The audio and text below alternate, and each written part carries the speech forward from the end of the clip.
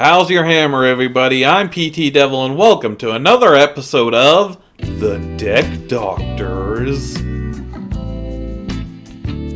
In this series, we'll be looking at some of the most unplayable archetypes in the whole game, figuring out why they're so bad, and designing some new support to help make them playable. The process we'll be using is examining what it is they do, diagnosing what their problems are, and prescribing a treatment for them to be less awful. With all that said, let's get to the video. So I'd like to start this discussion with more of a personal story. My great-grandfather, the one who gave me the best stand-up joke of my entire career, was close friends with a man by the name of John Asagua, who owned his own resort and casino in Reno, Nevada. He has since sold the place to another owner, and I never met him personally, but because of this relation, I spent a lot of time at the Nugget with and without my grandfather. So naturally, when I finally turned 21, I decided to spend my birthday there to get my first taste of gambling, since I had absolutely no interest in drinking whatsoever. And when I went down to the casino floor for the very first time, I ended up walking out with twice as much money as I went down there with. I'm bringing this up now for two reasons. One, to brag, and the other is that no matter how lucky I may be with gambling, not even I would be batshit insane enough to try playing Arcana Force. Based on the deck used by the first real villain from the GX era, Takuma Sayo, they were based on having one of two effects based on whatever they were destined to have at the moment. In the anime, as is in Duel Links, this was done by showing if the card landed right side up or upside down, whereas us mere mortals must subject ourselves to the harsh reality of heads versus tails. And while you may expect this inherent handicap to be balanced out by having a low-risk, high-reward ability spread, Konami seems to have gone the exact opposite direction to make sure that absolutely no one in their right mind would ever even consider running these things. Now, originally I had no intention of reviewing this archetype since I figured it would be the absolute last set of the cards in the game to receive new support, but this came at a direct request from a close friend of mine who really wanted to see what I could come up with for this archetype for some reason. So, for future reference, let it be known from here on out that I am very subject to the laws of bribery. Now, since the members of Arcana Force are all based on the Grand Arcanum, we'll be going in order of their number as opposed to their levels, even though it still correlates to the exact same order either way. Funnily enough, this means that we're starting with one of their best monsters, that being Arcana Force 0, It's a level 1 light fairy with 0 attack and defense, and has the following effect. This card cannot be destroyed by battle. This card cannot be changed to defense position except with a card effect. When this card is summoned, toss a coin and gain the appropriate effect. Heads, negate and destroy your card effects that target this card, and tails, negate and destroy your opponent's card effects that target this card. Needless to say, a battle indestructible monster with the potential for targeting immunity is certainly not a bad way to go, especially since the former is inherent regardless of whether you get the coin flip right or not, meaning that in most cases you're going to be setting this thing face down to avoid the coin flip altogether because the position changing limitation turns out to be a huge ass pull without any inherent way of special summoning it outside of Valhalla, and even then there are better targets. The resisting of your own targeting effects can be a bit of a detriment if you're clinically brain dead enough to actually normal summon this in attack position, but thankfully situations like this are exactly what Linkaribo is for. Now, with a start like this, you would expect the archetype to get progressively better with each successive Arcana Force monster, right?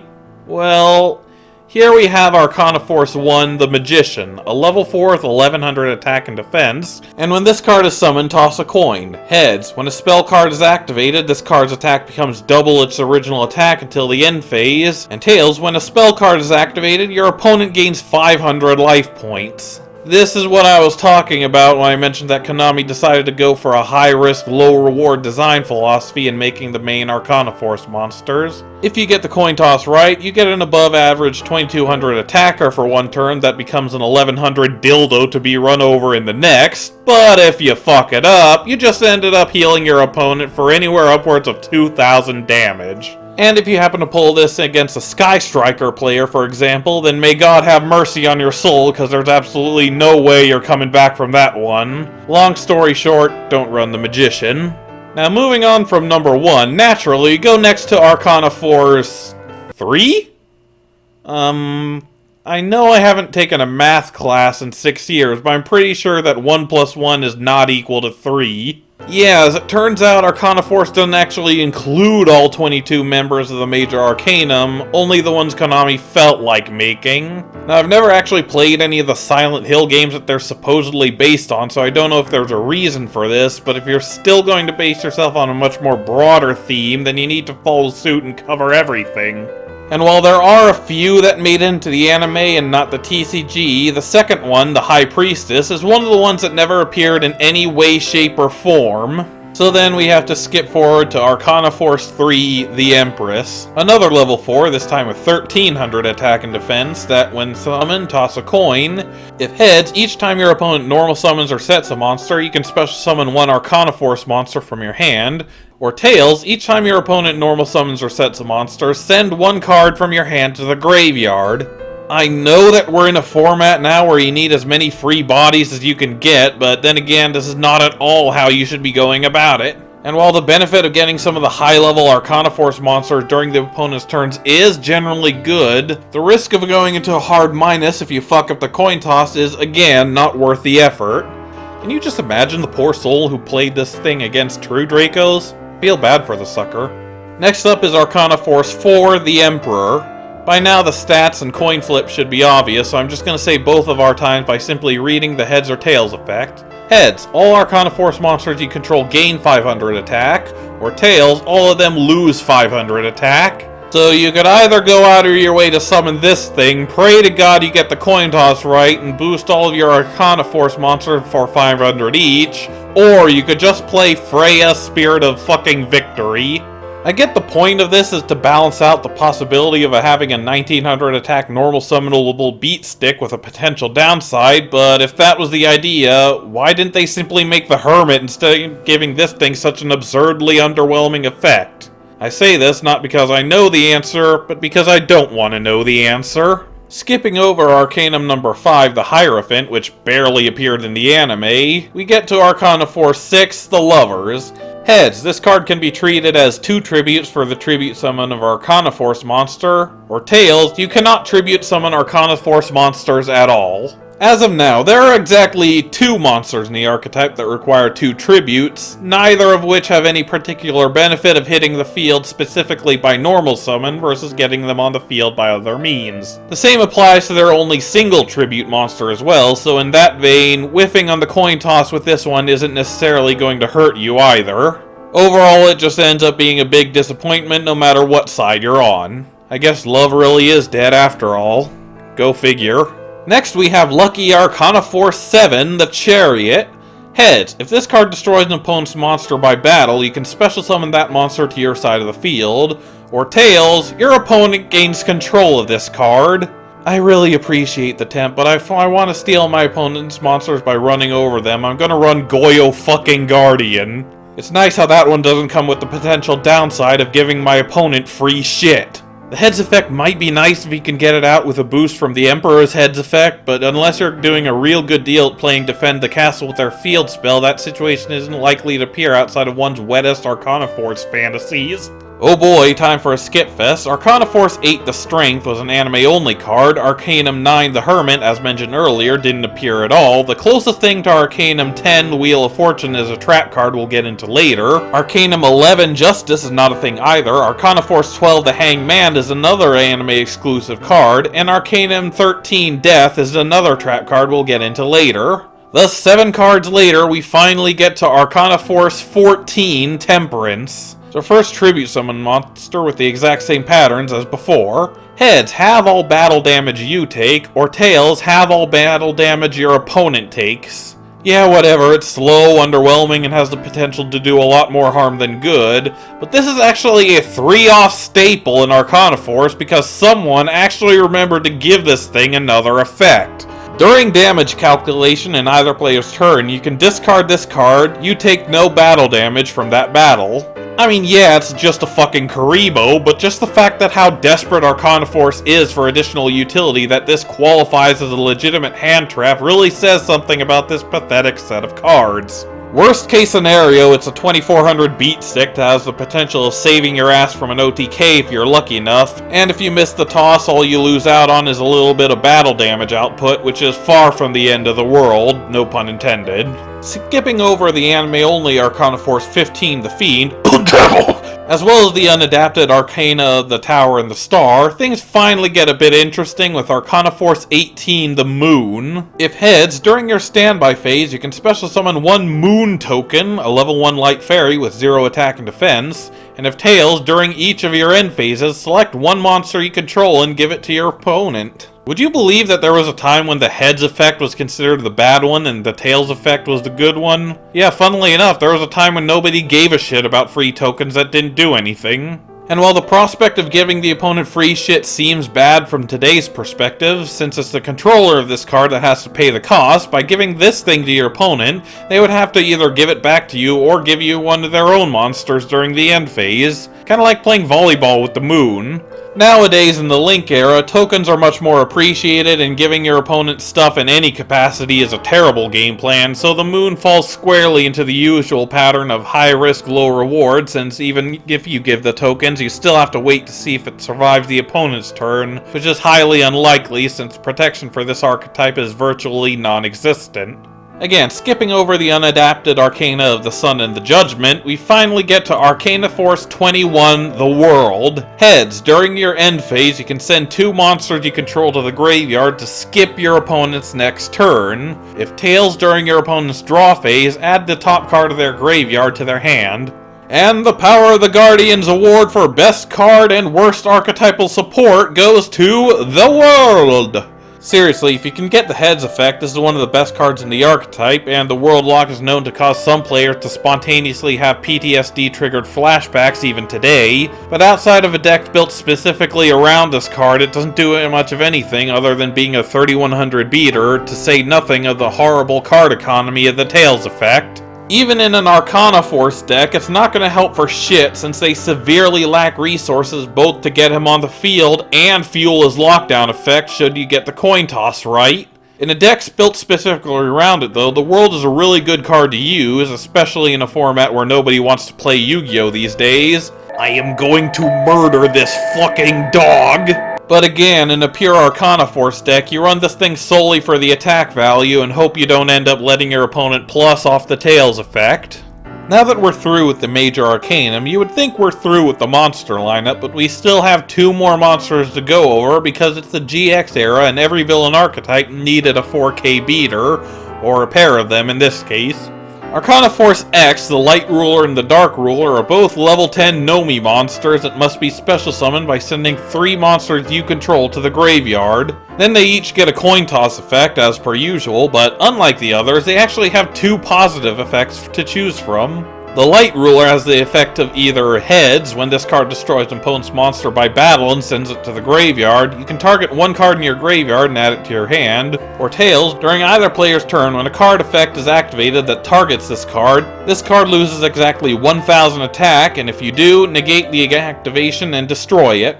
And the Dark Ruler's effects are Heads, this card can make a second attack during each battle phase, but if it does so using this effect, change it to defense position at the end of the battle phase. Its battle position cannot be changed until the end of your next turn. Or Tails, if this card is destroyed, destroy all other cards on the field. So yeah, these are actually pretty good, even though the attack drop on the Light Ruler's Tails effect is a bit annoying, and the battle position changing and limitation of the Dark Ruler's Heads effect is kind of annoying to say the least. However, once again, Arcana Force is severely lacking in field presence needed to be able to get these things out on the field to begin with, since the only one capable of doing such a thing is a 1300 attack pushover that needs to survive the opponent's turn uninterrupted in order to do so. And before you try bringing up the Moon, let me remind you that the summoning condition is a send, not a tribute, meaning that you can't even use tokens to fulfill the costs. Unless you plan on linking the tokens away, in which case you're better off going into link plays in the first place.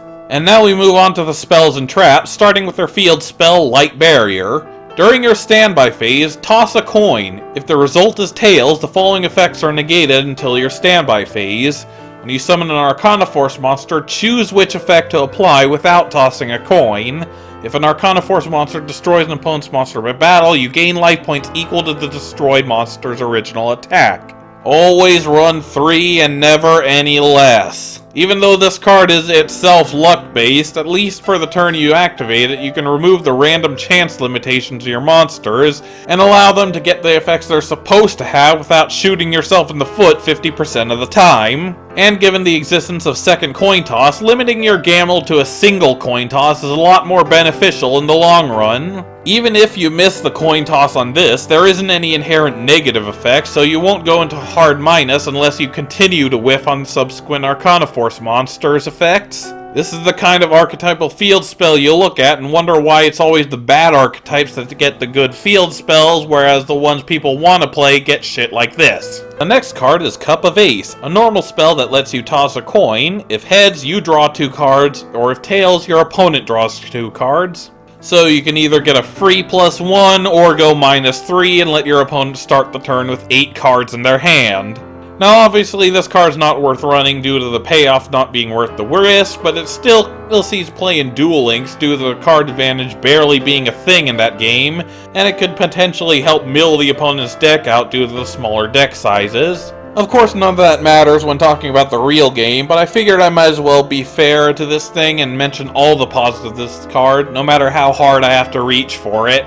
Speaking of Duel Links, the next card is Suit of Sword 10, a card that only appeared in the anime, not the real game, but much like Ojamandawa, Konami decided for some imbecilic reason that this one needed to be a thing in Duel Links, even though there are much better things to adapt to begin with. Anyway, this is another normal spell that lets you toss a coin, and if heads, destroy all monsters your opponent controls, or if tails, destroy all monsters you control. Very, very risky. As my retort, I present Raigeki and Dark Hole. No coin toss, no negative effects, much simpler field nukes. Sure, you can only run one of each, but you would only be running one of these things anyway due to not really synergizing with the deck in any conceivable way, shape, or form.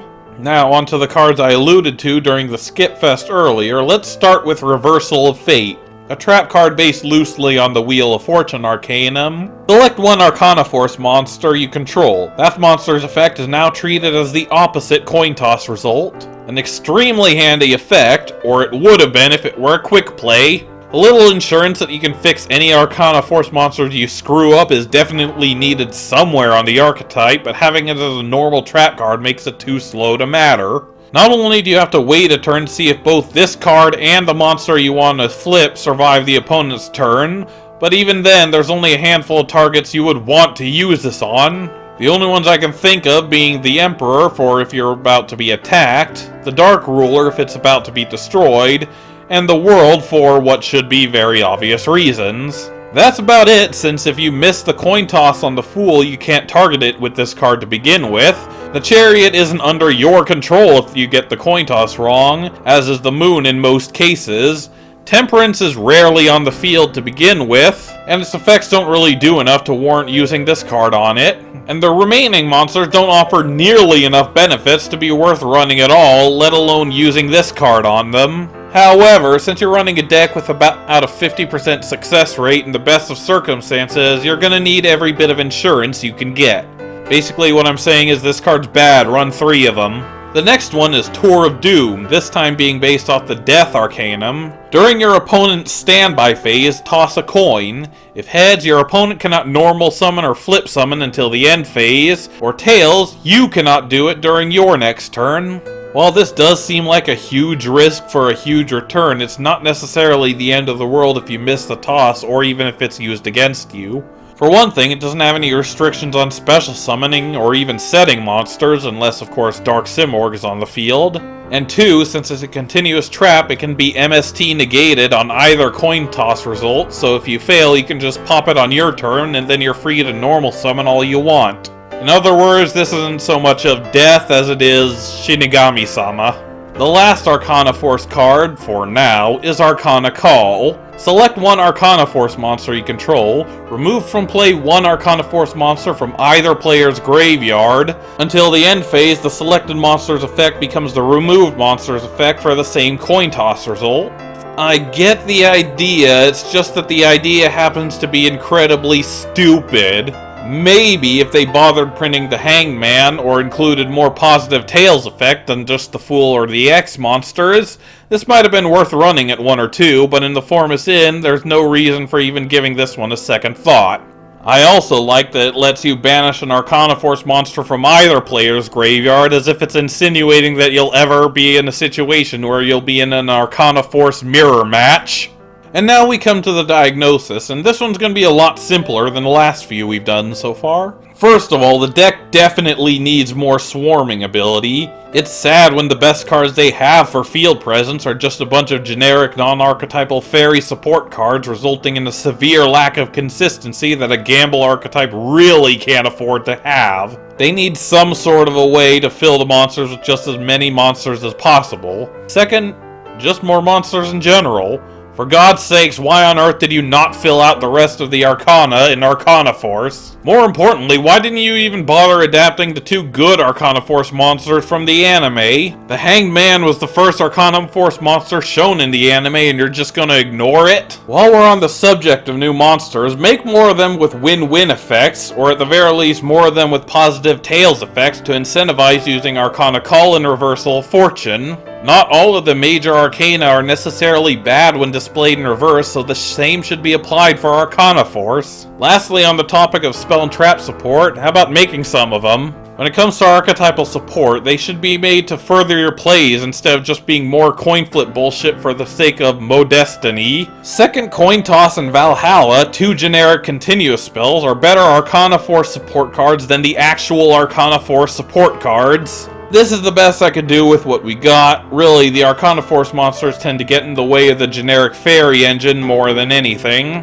As far as making new support, I always thought that Arcana Force would be the absolute last archetype to receive new support because we already have a competitively viable archetype based on the major Arcanum, rendering any new Arcana Force support irrelevant by design. But of course Konami loves to toy with me sometimes, as the voice files for Sartorius and Duel Links include references to several Arcana Force monsters that both don't exist and never appeared in the anime, including ones that were referred to in the spell and trap support. In other words, this isn't really a prescription as much as it is a prediction. Again, I had Kieran help me with these since I wanted a second opinion on the tarot meanings of their new support. As a result, we each did extensive research to make these new members. For the sake of keeping this video short, I won't go into too much detail about that, but if you want to research them yourself, you'll see where our thought processes went. Let's just get the anime adaptations out of the way first. First up is Arcana Force 8, the Strength, a level 5 with 1800 attack and defense. I would have loved to make this a level 4, but the anime unfortunately beat me to it.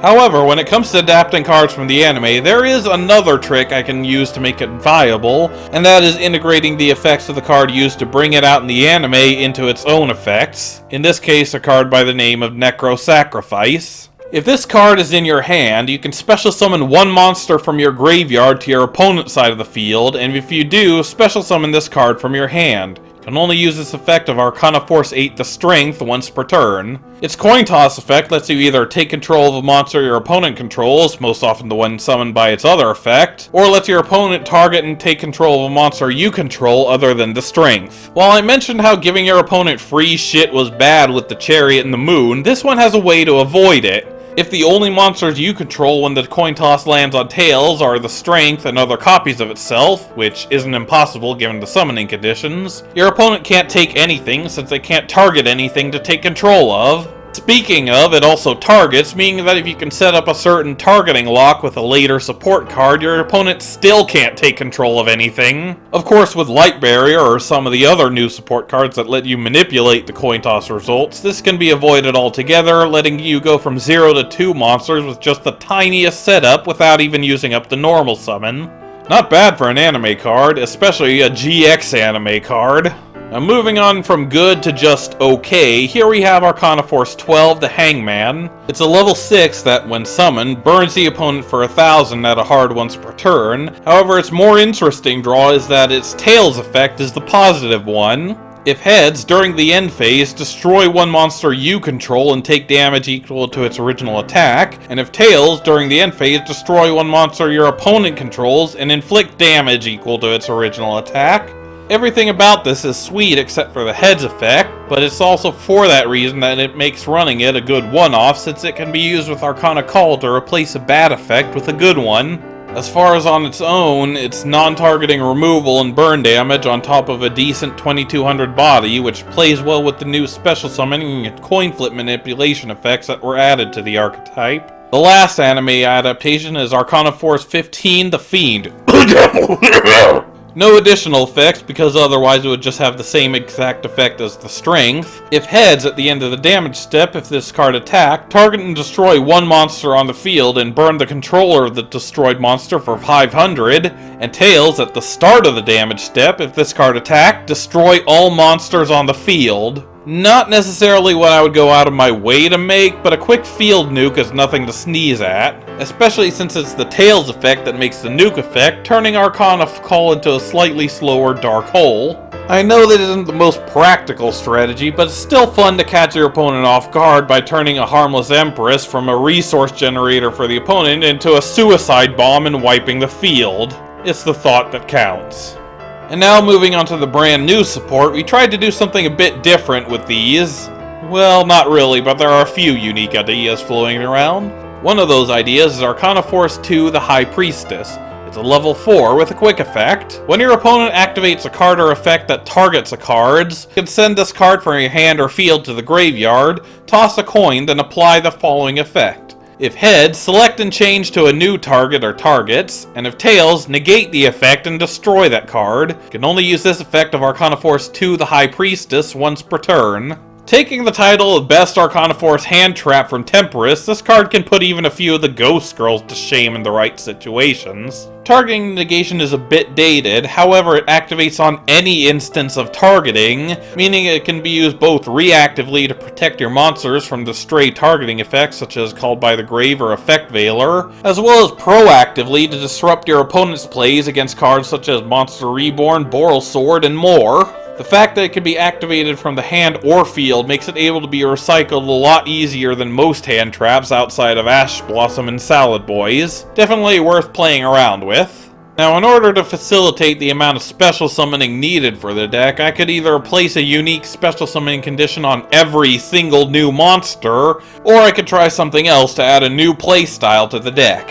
And as you can see with this next card, I opted for the latter, even though I'm sure Konami will end up choosing the former anyway. Arcana Force 5, the Hierophant, is a level 4 Pendulum monster with a scale of 0, and its monster effect is the following. Once per turn, you can target one Arcana Force monster on the field, except Arcana Force 5, the Hierophant, return it to the hand, then you can special summon one Arcana Force monster from your hand or face-up extra deck. While it's obvious how this helps refresh an Arcana Force monster, potentially get a different coin toss result, sharp-eyed viewers may notice that it lacks a coin toss effect in its own, and you're right. That's because it's in the Pendulum effect. You cannot Pendulum summon monsters except Arcana Force monsters. This effect cannot be negated. When this card is activated, toss a coin and apply the appropriate effect. If heads, discard one card, then draw 2 cards, and if tails, add one Arcana card from your deck or graveyard to your hand, then discard 1 card. The reason for having the coin toss and the Pendulum effect was because some of the new Pendulum monsters have more Pendulum-specific effects in their coin tosses, so it needed the differentiation to prevent them from being used with Arcana Call on a non-Pendulum monster. While that doesn't necessarily apply here, it's still not an effect that should be abused too much due to it being a free +1/ non-once per turn search on activation. Also note that it searches Arcana Calls, not Arcana Force, meaning it not only searches the monsters, but also Arcana Call and other new support cards we'll get into later, as well as the Poker Knight boss monsters for some reason, because localization is a bitch. So if you happen to be running the infamous Arcana Force Poker Knight control build, be sure to take in a few of these to recover your combo pieces. Next up, we have another Pringle with Arcana Force 9, the Hermit. A level 4 that lets you decide which coin toss result you get next after it leaves the field. Heads, special summon one level 6 or lower Arcana Force monster from your deck and apply its Heads effect. And Tails, special summon one level 6 or lower Arcana Force monster from your deck and apply its Tails effect. Not the best thing to use a normal summon on, but definitely something to consider throwing into the Pendulum summon, especially since it can generate material for going into the extra deck. Alright, spoiler alert, there's gonna be an extra deck monster. Anyway, it's a decent choice at 1 or 2. Alternating between the Pringles and the Pendules, here's Arcana Force 10, Wheel of Fortune. Yes, I know that the Wheel of Fortune was used as the basis for Reversal of Fate, but apparently someone forgot to tell Konami that. Anyway, it's a level 5 scale 5 that returns to the hand during the end phase of the turn it's activated. If heads, its pendulum scale becomes 9 and all coin tosses are treated as heads for this turn. And if tails, its scale becomes 0 and all coin tosses become tails this turn. Its monster effect says each time a coin toss is performed, place one roulette counter on this card. This card gains 100 attack for each roulette counter on the field. Once per turn, you can remove 2 roulette counters from this card. The next time you would toss a coin this turn, declare heads or tails instead. As the Tarot of Luck in a luck-based archetype, it stands to reason that this card's effects are based entirely on coin flip manipulation. The counter generation of the monster effect seems a bit slow at first glance, but given how you're going to be flipping the shit out of that coin by playing this deck, it adds up pretty quickly, allowing you to generate more than enough counters to make a formidable beater, or save up counters when you need to make an important Arcana Force monster. Stock up on those dual taintings. Its pendulum effect also applies to all coin toss results, making cards like Sam Gambler and Desperado Barrel Dragon into legit good tech choices. Overall, it's a cornerstone card of the playstyle of the deck and should never be run at any less than 3. Next up is Arcana Force 11, Justice, a level 5 Pringle that forces both players to pay 500 light points to activate monster effects. If heads, neither player can summon monsters if they would control more monsters than their opponent. If tails, during the end phase, the turn player takes damage equal to the difference in the player's life points. An excellent card that can cause a lot of problems for the opponent if they can't out it quickly. The heads effect is a great stun effect, since if this is the only monster you control, it's the equivalent of combining Rivalry with Highlander to lock your opponent into a single monster, which can cripple a lot of modern decks. On the other hand, the tails effect, combined with its flare metal-like effect, can cause severe pressure to avoid using too many monster effects without burning themselves for at least 5,000 damage per turn. Definitely an interesting card worth building an entire deck around. You know, I didn't intend for the new support to be in a pattern like this, but here we have another pendulum with Arcana Force 13, the Reaper. Again, same deal as Wheel of Fortune regarding Tour of Doom. It's a level 6 scale 9, and its pendulum effect negates the effect of all non-Arcana Force monsters on the field. If heads, during the end phase when a monster is summoned, send those monsters to the graveyard. And if tails, neither player can activate set, spell, or trap cards. Its monster effect prevents it from attacking directly, but when it attacks a monster, destroy it without applying damage calculation. Sure, it has the potential to screw you over even in the best of circumstances, but it's still worth giving a shot for the sheer scope of crap it can do to lock out the opponent. Pairing this card's Tails effect with Anti-Spell can completely lock your opponent out of their back row, meaning that they'll be unable to activate any card effects almost at all. Its Heads effect can also break almost any board with mass, non-targeting, non-destruction removal, but it is risky since it affects your side of the field as well. The best way to work around this is to activate this, then if you get heads, set the Fool to dodge the effect of the Reaper, and have a wall to protect yourself during your opponent's turn. Its monster effect is just whatever. It's just a cute method of spot removal, but then again, the Pendulum monsters can afford to have mediocre monster effects since, well, you're using them to set scales for Pendulum summoning. It's an interesting card to play around with and plays really well with the whole Russian roulette idea of the original concept. Breaking the pattern for a bit, we have another Pendulum monster in the form of Arcana Force 16, the Tower. Level 7, Scale 9, and its Pendulum effect is the following. Once per turn, the first time a face-up Arcana Force monster would be destroyed by battle or card effect, it is not destroyed. When this card is activated, toss a coin and apply the appropriate effect, but you can only gain the following effect of Arcana Force 16, the Tower, once per turn. Heads, when a coin toss is performed, you can redo the coin toss. And Tails, when a coin toss is performed and the result is heads, redo the coin toss. Its monster effect says if you control an Arcana Force monster except Arcana Force 16 the Tower, you can special summon this card from your hand. You can only special summon Arcana Force 16 the Tower once per turn this way. Cannot attack unless you control another Arcana Force monster, and your opponent cannot target Arcana Force monsters for attacks or card effects except this one. This Watt-Hopper on steroids is one of the few Pendulum monsters in the archetype where the monster effect outweighs the Pendulum effect. The Pendulum effect is nothing to get excited about other than it being the most reliable scale 9 in the archetype. The protection is simply a single destruction protection outclassed by some of the other support we'll get into later. The heads effect is literally second coin toss, but the tails effect only activates on getting another heads, making getting heads on a light barrier a 1 in 4 chance. Whereas the monster effect gives it an easy alternate summoning condition and, as I mentioned before, an archetypal hopper lock. For that reason you'll want to run at least 2. Spoiler alert, we're back to the pattern again, since the next monster is Arcana Force 17, the Star. Yes, I know, different artwork, but not only was this unusable, but when this is considered an important symbol on the card, there were barely any usable images to find at all, so this was pretty much my only choice. Anyway, it's a level 7 with a rather interesting effect. During the main phase, if your opponent controls a monster and you control no other cards, quick effect, you can reveal this card in your hand, special summon this card. You can only special summon Arcana Force 17 the Star once per duel. The Tails effect destroys itself and gives you an extra draw if it's activated during the opponent's turn, but the Heads effect skips to your next draw phase, but it locks you into the archetype and out of the battle phase for the turn.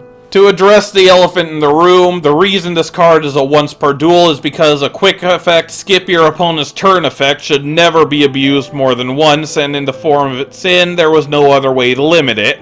By skipping to your draw phase, it's no longer the same turn it was before, therefore even a hard once per turn effects get refreshed, meaning that having one on this card would do absolutely nothing. And since people have loot far less degenerate things in the past, I felt it better to be safe. Nevertheless, there have at least been worse effects with a once per duel clause, so it's at least fitting for this one to have one. And even if it isn't, it can still be normal summoned perfectly fine after the initial special summon at a cost of 2 tributes, which isn't unreasonable for this deck now.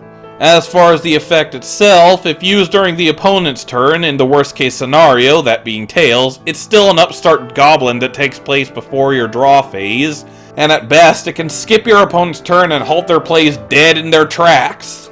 Whereas if summoned on your turn, its Heads effect grants you a new draw and, as mentioned before, refreshes hard once per turn effects, so even though it can't OTK the opponent, it can still build a hell of a board even with the archetype lock.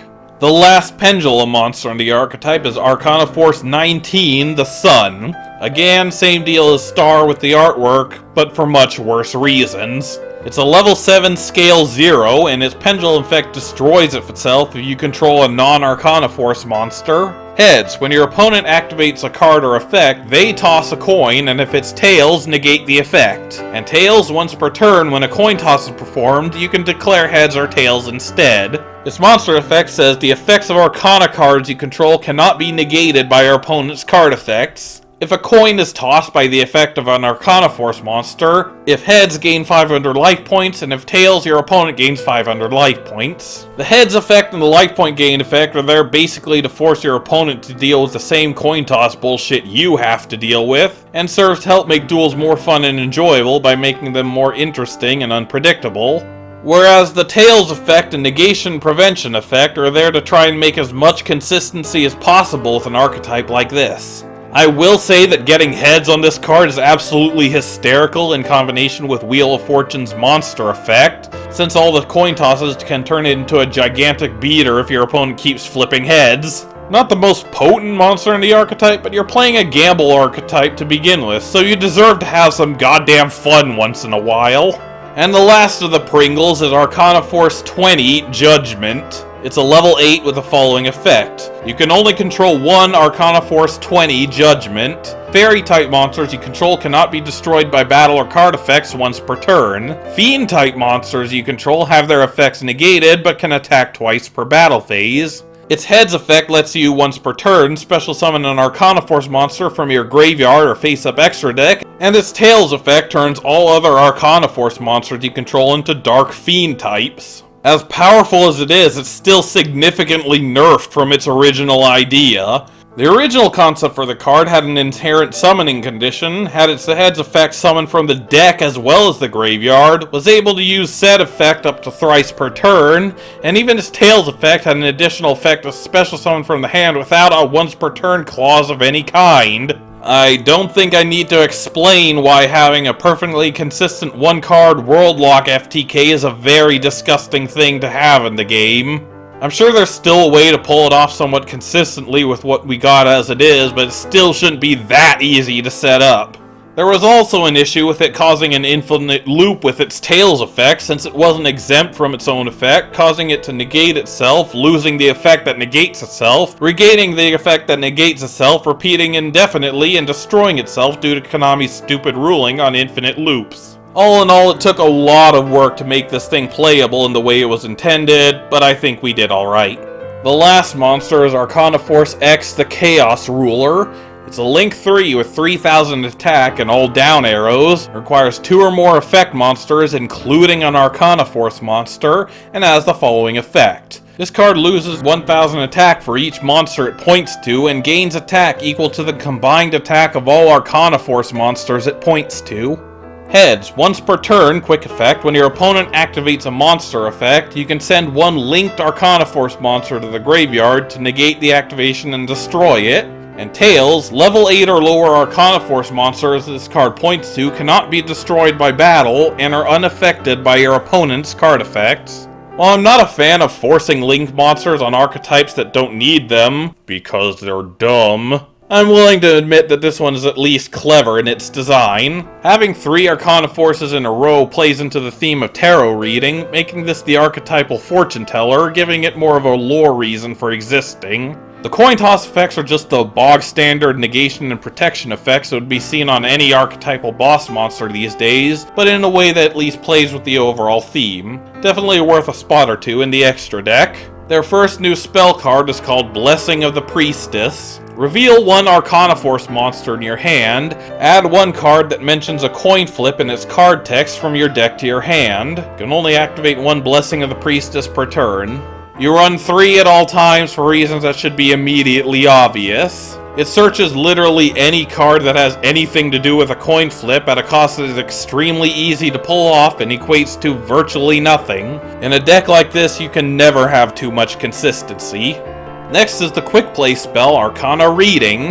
Toss a coin and apply the appropriate effect. You can only activate 1 Arcana Reading per turn. If heads, excavate the top 3 cards of your deck, add 1 excavated Arcana card to your hand and place the rest on top of your deck in any order. And if tails, reveal 3 Arcana Force monsters with different names that can be normal summoned or set from your deck. Your opponent randomly chooses 1 for you to special summon and shuffle the rest into the deck. Also run 3 because it's a stupidly simple resource generator / consistency boost that the deck just can't get enough of. While it is rather luck based, the heads effect more so than the latter, it's still a good card that plays well into the nature of the deck and can help out in a lot of situations. The last spell card is the continuous spell Flow of the Arcana. You can normal summon Arcana Force monsters for 1 less tribute. When this card is activated, toss a coin then apply the appropriate effect. If heads, you can normal summon 1 Arcana Force monster in addition to your normal summoner set, but you can only gain this effect once per turn. And if tails, you can send this face-up card you control to the graveyard. Immediately after this resolves, normal summon 1 Arcana Force monster from your hand. If this card is sent to the graveyard, except by its own effect, add 1 Arcana card from your deck or graveyard to your hand, except Flow of the Arcana. Not the most effective tool in the shed, but it gets the job done. An extra normal summon is nothing to sneeze at, as evidenced by everyone and their dog running a Gem Knight engine while Brilliant Fusion was at 3. And it gives easier access to higher leveled Arcana Force monsters, so if you're a fan of using the Stars effect more than once per duel, feel free to run a copy or 2. And the last card is Judgment of the Arcana. It's a counter trap with this effect. When a spell or trap card or effect is activated while you control a level 7 or higher Arcana Force monster, discard one Arcana Force monster to negate the activation, and if you do, destroy it. Then you can select and apply one of the following effects. If you control only Fairy-type monsters, treat the next coin toss you make as heads, or all Fiend-type monsters you control gain attack equal to their level times 100. A bit overkill, and the secondary effects seem more like win more effects, but it's still an extra bit of protection that can help out in a pinch. It could potentially use some monster negation as well, but we still have cards like the Reaper and the Chaos Ruler for that. Feel free to give it a try in more Judgment beatdown-centric builds. And that should do it for now. Like I said, I'm sure there's going to be some world lock shenanigans with some of these, so I'm sure they'll need to fine-tune these at a later date once I identify problem cards. Arcana Force confuses me. They have a theme but no real direction. They have a gameplay style but no way of pulling it off consistently. They've been spiritually replaced by spellbooks, yet Konami still wants to follow up with them long after they've been abandoned and left to rot away in a rundown orphanage in Byron. However, their one claim to fame, that being their significance in the anime, has allowed them to persist against all odds in the hearts of some who desperately want a viable gamble archetype in the game. I'm almost positive that 90% of what we made will not be incorporated into the real game, but if Destiny is on our side, then maybe we'll be able to see something similar at least. We'll just have to wait and see what the cards have in store for us. Thank you so much for watching. Again, sorry this one took so long to make. Promise the next one will be out on time. If you have any ideas for new episodes, there's a Patreon thing, and I'm gonna go blast my AC at max power because it's freaking hot in here. But thank you for watching, and until next time, don't get run over, and I'll see you guys later.